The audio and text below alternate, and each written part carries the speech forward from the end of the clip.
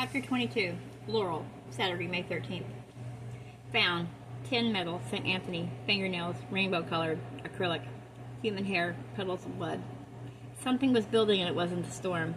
The morning started cloudy. I went to Holly's before school. We had a 2-hour optional prep class on Saturday afternoon, and although we were all behind on our studies, she didn't ride down with me. "I'll meet you there," she said. I wanted to tell her what happened last night with Jude, to confess. Maybe I wanted to warn her about him, but I lost my nerve. She was sitting in the middle of the bed, surrounded by some of the things we found in the forest. Christmas lights, reading glasses, old socks. Hairpins lined up like a picket fences. And bottles of red nail polish, half-empty cans of hairspray, photographs of the three of us. There was no photographs of Jude. He talks about Incaras, she whispered through the ever-present scarf around her neck, but he's more like a Ophius. I think his voice could bring me back from the dead. I wanted to shake her. "You're not dead," I said. "You're just infatuated. He's only a boy, for God's sake." "Oh, no." She clutched her scarf tighter to her throat. "He's so much more than that." If I were the kind of girl who believed in vampires, I would have torn that scarf off her, but Holly has always been that pale, and no matter what either of them says, Jude is just a boy like any of us other boys in school, in town, and in our families. He's no different from the three of us. The first time I asked Holly what she thought of him, before he'd kissed her, or Ash, or me, or before he tore our friendship apart like the pages of a diary, she said, "I think I love him." I wanted to be mean, wanted to say, "You thought you loved John Collum last summer. You thought you loved Seamus from Salt Hill. You thought you loved your aunt's new boyfriend. You're always falling in love with somebody." I wanted to be really truthful. I wanted to say, "I think I do too, and so does Ash. We just don't have the guts to tell you." I wanted to tell her what I've been thinking all along. And he knows it, our beautiful Jude. He knows very well how we feel about him. Can't you tell? Don't you see the way he looks at each of us in turn? How he eats up our affection and leaves only the seeds spat onto the forest floor? Instead, I left her to her bed full of bound things, and I rode to school. There was a storm coming. The radio in the staff room next to the door was staticky. The forest crackled. West by southwest, 12 knots, falling slowly. The newspaper my sisters read that morning was less poetic. Highs of 68 to 73. Winds will reach gale force on the old Irish coastal waters or on the Irish Sea. Halfway through the revisions class, the wind began to blow, and Holly still hadn't come. "She'll show up," Ash said, but I didn't think so. "I'd say she's running through the forest with Jude." Well, I wouldn't come back either.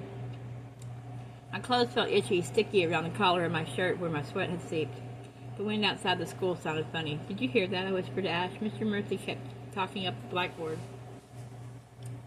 writing out equations and clacking chalk. "Hear what?" "Like a dog," but I wasn't sure.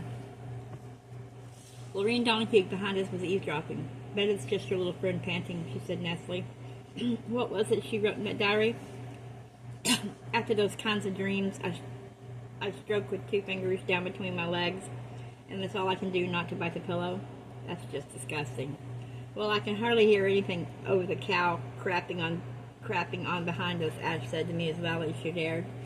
Lorraine went to say something else, but every time she opened her mouth, Ash mooed. I laughed, but I could have sworn I heard howling and something else like a child's spinning top.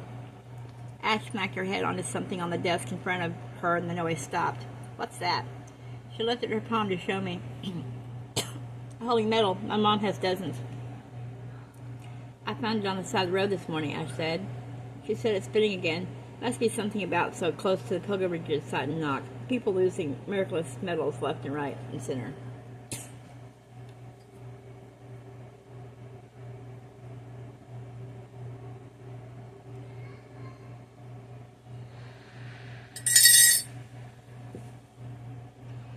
"It's not a miraculous medal," I told her. "Those got martyrs on them. This one's St. Anthony."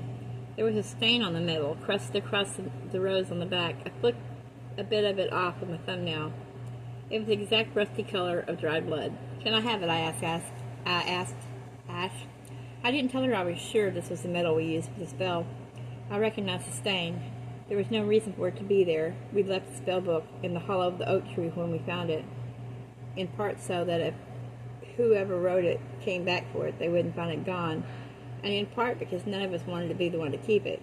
If you want, I attached it to the gold charm bracelet right next to the little gold olive tree. Something was about to fall, and it wasn't the trees. I didn't want to go near the forest after what had happened the night before with Jude, as if the trees would somehow spill our secrets, tell Holly I'd been with him, but Ash insisted, and I knew that's where we'd find Holly. Clouds blew in quickly, threatening rain. The sound of the wind was so much like howling. Holly and Jude were in the oak tree, kissing, long hair and wooden beads that in the right light almost looked like teeth. Holly's clothes covered in leaves. They were all like something in a children's book, and Ash and I just stared up from our bicycles hungrily.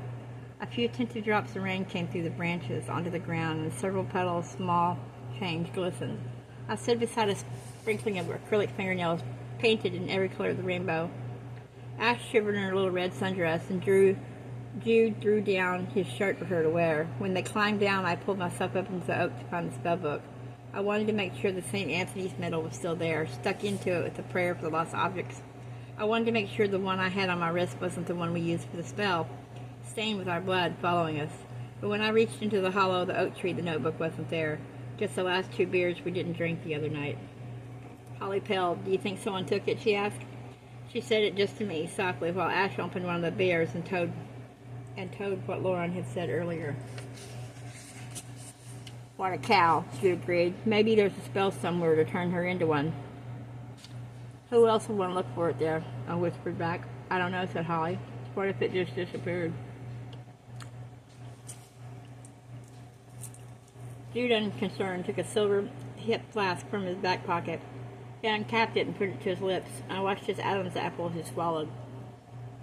He passed the flask around. "What is this?" I said before tasting it. "Whatever you want it to be," he replied. "The water's a leaf," I thought, watching Ash and Holly drink it down. "Something to make us forget any of this ever happened." I turned the St. Anthony medal over and over in my fingers. When nobody was looking, I slipped it into one of the empty beer bottles so none of us would try the spell again. I followed the others down the lake under a drizzle that would soon become heavy rain. Ash stepped over a rock covering clumps of hair. Holly splashed through a puddle of blood. Out of the corner of my eye, I thought I could make out shapes between the trees, faces looking at me. The howling I was hearing couldn't have been the storm. One of the faces opened a wide red mouth and screamed. I ran to catch up with the others, but the faces were gathering closer. The howling was louder. The lost souls followed us down to the water. Jude raised his arms and howled along with them.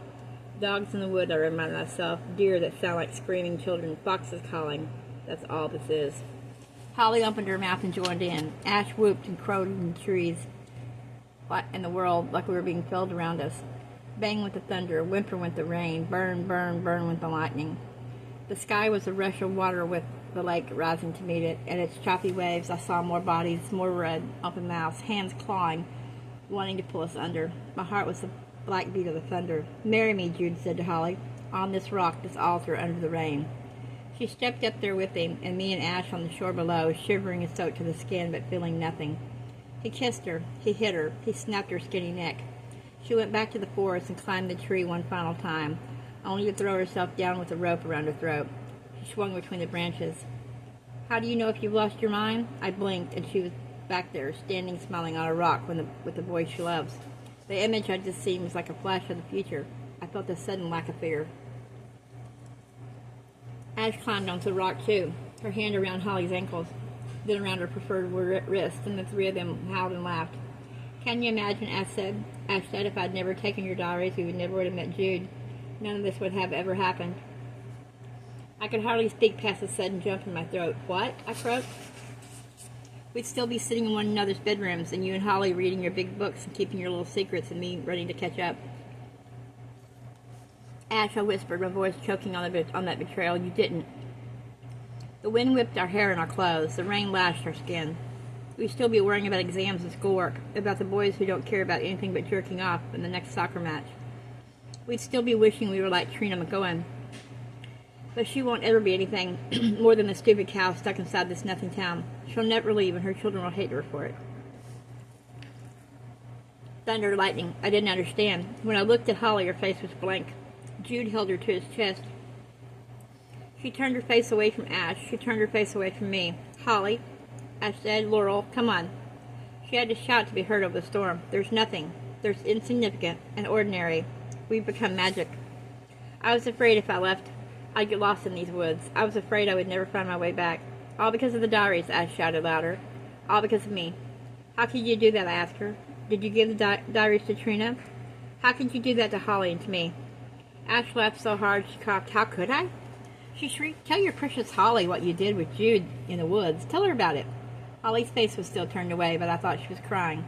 Jude's arms strong and safe around her, her hair darkened by the rain. That's different, I whispered. I'm sorry. I didn't know what was going on. I just lost my head. Heads rolling in the water, tongues lolling, eyes staring blankly out at me. I could feel the bile rise in my throat. The wind pulled at our hair, our clothes, our frail limbs and fragile hearts. Let's go, I pleaded. Let's just go. Let's get out of this ring and go home.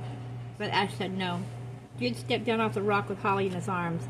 He walked off through the forest with her head resting on his shoulder, and I turned to follow before I could lose him between the trees.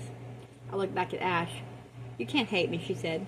Just imagine where we'd be if we'd never met Jude, if he'd never called up these things, the lost things.